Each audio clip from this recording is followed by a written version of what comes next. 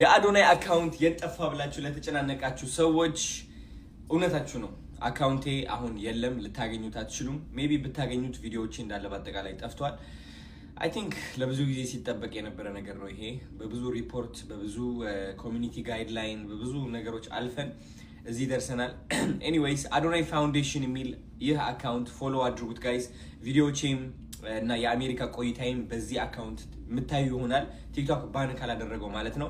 1 ሚሊዮን ፎሎወር ብናደርሰው ደግሞ በጣም ደስ ይለኛል እውነት ለመናገር። ያኛው አካውንቴ ደግሞ ቬሪፋይ ለማስደረግ እየሞከርኩኝ ያለሁት ከዛ በኋላ ከዚህ ሁሉ ችግር እንድንገላገል ማለት ነው። ተረዳችሁኝ? ግን አንድ ምክር ልሰጣችሁ ፈልጋለሁ። ብዙ ቲክቶከሮች አያለው ትልቅ አካውንታቸው ሪፖርት ተደርጎ ይሁን ወይም የሆነ ነገር ተደርጎ ባን ሲደረግ ውስጣቸው እንዴት እንደሚሰበር ይገባኛል። እና ላይክ ያ ነገር እኔ ላይ አላጋጠመኝም ነበር፣ ግን በተቻለኝ አቅም ከሰዎች ለመማር እየሞከርኩኝ ነበር። በቃ እገነዘባለሁ፣ እመለከታለሁና አይ ቲንክ እኔ ልንገራችሁ አሁን አዶናይ ስሜትህ ምንድነው ብላችሁ ብትጠይቁኝ ማለት ነው እንደውም የበለጠ ቀና አልኩኝ፣ የበለጠ በአዶናይ ተማመንኩኝ፣ የበለጠ ኮራው በራሴ ቢካዝ ልብ ብላችሁ ካስተዋላችሁ ብዙዎቻችን ኩራታችን የሚመጣው ከገንዘባችን ነው።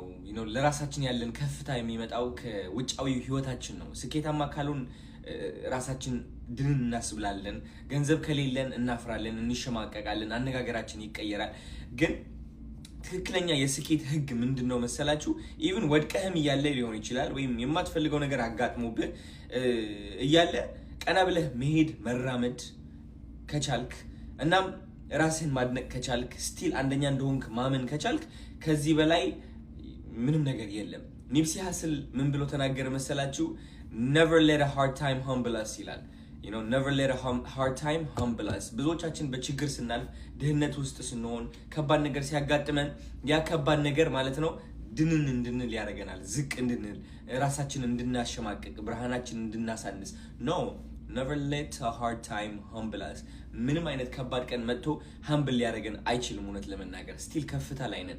5.4 ሚሊዮን ፎሎወር አይደለም አዶናይ ያመጣው፣ አዶናይ ነው 5.4 ሚሊዮን ፎሎወር ያመጣው። ስለዚህ አዶናይ ደግሞ ማአት አካውንቶች 5 ሚሊዮን ፎሎወር ማድረስ ይችላል ማለት ነው። ኦፍ ኮርስ የጊዜ ጉዳይ ሊሆን ይችላል፣ ግን what ቁጥር የኔ ለራሴ ያለኝ ክብር፣ ለራሴ ያለኝ ከፍታ ዝቅ እስካላደረገው ድረስ I don't care። ለምን 50,000 ፎሎወር ይዤ አልቀጥለም? አይ ኖ እንደማሸነፍ because ማሸነፍ ያመጣው ያ ቲክቶክ ፎሎወር ሳይሆን ይህ እዚህ ጋር ያለው ቀና ብሎ የተራመደው አዶናይ ነውና ያ ምክር ነው ለእናንተ never let a hard time humble you። never ከባድ ቀን በምንም ተአምር ድንን እንድትሉና ብርሃናችሁ እንድታሳንሱ እንዳያረጋችሁ። ቀና ብላችሁ ሱፍ ትለብሳለህ፣ ፏ ትላለህ፣ ሽቶውን ታመጣለህ።